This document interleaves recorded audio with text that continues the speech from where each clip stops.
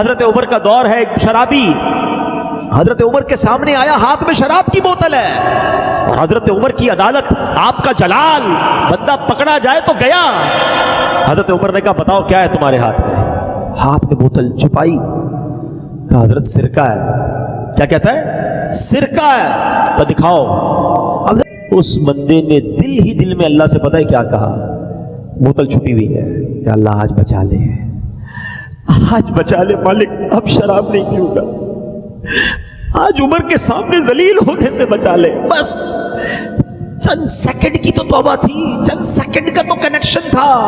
अल्लाह से दिल से अर्ज किया मालिक आज बचा ले, माफी मांगता हूं, आज मारा जाऊंगा, बंदा तेरा हूं, उमर की अदालत से बचा ले।